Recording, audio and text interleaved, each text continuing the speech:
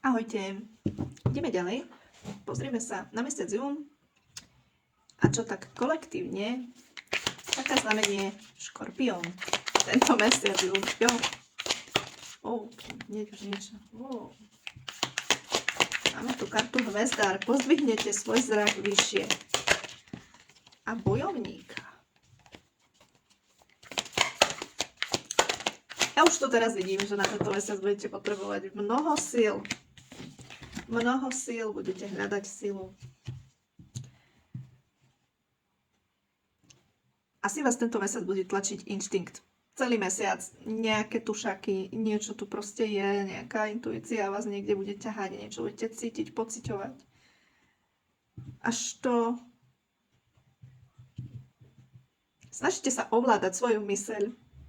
Snažite sa hľadať na niečo silu. Karta Bojovník. Buďte neohrození a silní. Máme tu Hvezdára a ja to tak vidím, že ten inštinkt není len tak. Mne sa vidí, že to je, ako by vás povzbudzovali tí vaši anjeli. Že nejaký svoj sen alebo nejaký svoj cieľ už máte na dosah ruky. Tento mesiac sa to môže prelomiť. Máte to už fakt na dosah. A to anjeli vás takto akoby povzbudzovali, aby ste sa viacej sústredili na tú svoju víziu, pretože to je Hvezdár. A keďže tu máme aj Bojovníka, ja si myslím, že budete tento mesiac troška pociťovať aj strach a obavy. Máte tu nejaký strach, ale zároveň to znamená, že ste na pokraji niečoho veľkého. Tu naozaj niekomu sa tu ide niečo naplniť. Nejaký sen, nejaká vízia. Je tu zásadný prelom tento mesiac. Prichádza prelom, ktorý by vám mal k tomu dopomôcť a budete inštinktívne k tomu vedení. Určite počúvajte tento mesiac svoju intuíciu. Snažte sa ovládnuť tú svoju myseľ. Máme tu veľkňažku, ovládnite svoju myseľ a buďte vedení. Tento inštinkt není len tak. Je to kvôli niečomu.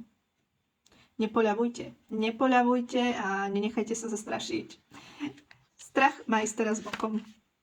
Čo sa lásky týka, zadané páriky, zadaní škorpióni, máte tu šťastie, je tu celkovo úspech v niečom. Vidím tu spokojnosť, ale niektorým sa tu môže zdať partner, alebo možno aj vy nejako moc zamyslený. Tu je nejaká plná hlava nejakých myšlienok a teda môže to troška poškodiť tento váš vzťah na tento mesiac. Tu vidím trošička, je tu karta pretvárok. Nezadaný tu máte, ide vám tu niečo do daru, tu je zlepšenie, je tu, črta sa nejaký nový vzťah, máme tu kartičku dieťa, čo teda môže značiť niečo nové, nový vzťah, ale je to ešte na takej úrovni, by som povedala, informovanosti, ako by ste si hľadali info a spoznávali danú osobu, boli možno dosť opatrní, zároveň tu ale vidím stále nejaký smutok a žiaľ na srdiečku.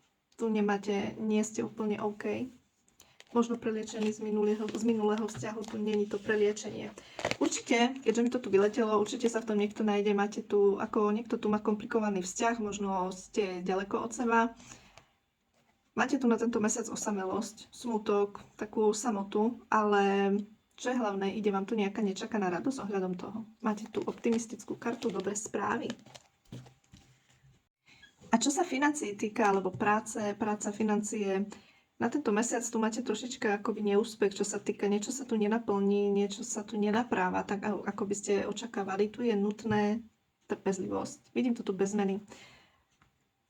Máte na tento mesiac aj obavy, vy celkovo tento mesiac troška ten strach a tie obavy, ten inštinkt, ako sme sa na začiatku rozprávali aj vo financiách alebo v pracovnej oblasti, aj tam to prichádza, že máte obavy a z toho môžu vznikať v práci, v pracovnom kolektíve menšie hádky, budete taký trošička napätí. Takže na to si dávajte pozor. A tí, ktorí tu doslova sú, ktorí stratili prácu, vidím tu, že sa idete informovať o nejakej novej práci. Tu je dokonca, môže byť, že je tu nejaká dôležitá osoba, ktorej sa idete pýtať na prácu. A môže tam byť možný nový začiatok. Tí, čo sú bez práce, no je to na vás, ale máte tu na duchovno, bude pri vás. Takže naplnenie. Karta kňaz určite značí aj naplnenie, môže sa to podariť. Ak teda sa budete snažiť a budete veľmi chcieť, dokážete to. A chcela by som ešte narýchlo pozrieť zdravie. Možno nám niečo kartičky ukážu. kde ste na tento mesiac oslabení škorpióni. Chrbtica, končatiny, chrbtica jednoznačne. Niektorých tu bude aj trápiť žalúdok, alebo čreva, črevné problémy, ale chrbtica jednoznačne. Alebo bolesť klbov.